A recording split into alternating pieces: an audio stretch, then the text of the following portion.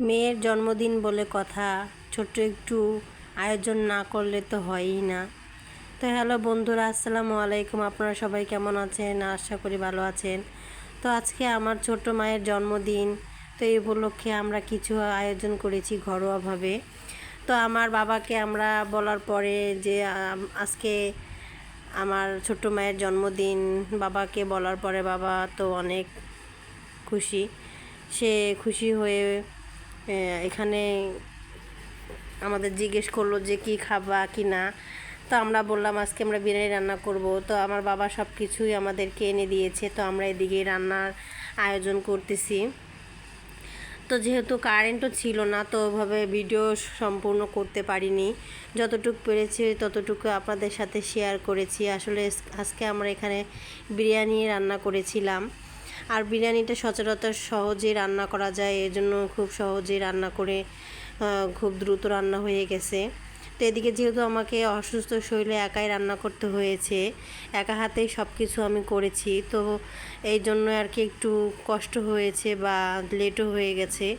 তো এদিকে আমি সব কিছু রান্না করে নেওয়ার পর এখন এটা আমি মাংসটা কষিয়ে নিয়ে পোলাওটা রান্না করে নিয়েছি।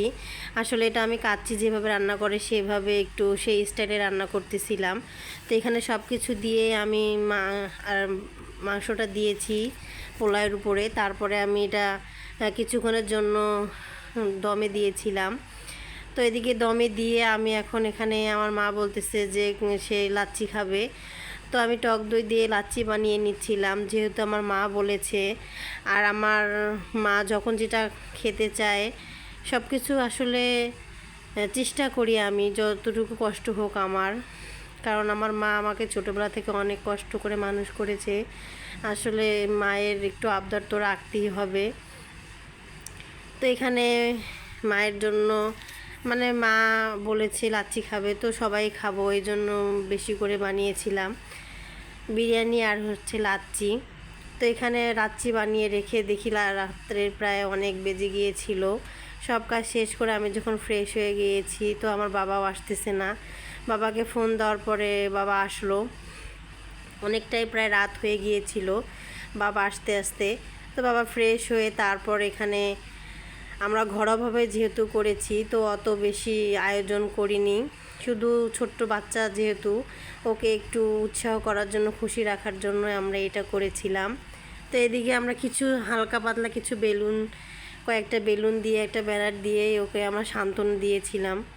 সব সময় ও একা একাই খেলা করে আর বলে বার্থডে টু ইউ। কারণ ছোটো মানুষ তো বুঝতে পারে না, ওকে যেভাবে খুশি রাখা যায় সেভাবে চেষ্টা করেছি আমরা। তো এইদিকে এখন বসে ওকে এত এক্সাইটেড হয়েছে যে ও কেক কাটাতে অনেক আগ্রহ হয়েছিল, কখন কেক কাটবে।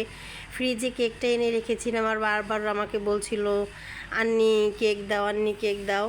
তো যেহেতু সময় হয়নি, ও বাচ্চা মানুষ তো বুঝতে পারবে না, নষ্ট করে ফেলবে, এই কারণে আমরা আর কি ওকে বের করে দেইনি। তো আমার বাবা আসার পর তারপরে এটা আমরা কেকটা বের করেছি।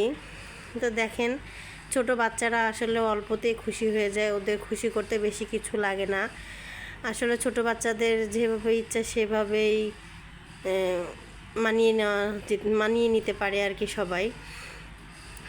তো এদিকে কেক কাটার পর আমরা যে বিরিয়ানি রান্না করেছিলাম সেটাই আর কি খাচ্ছিলাম। তো ওটা ভিডিও করা হয়নি, আপনাদের সাথে শেয়ার করতে পারিনি, আসলে শরীরটাও বেশি ভালো ছিল না।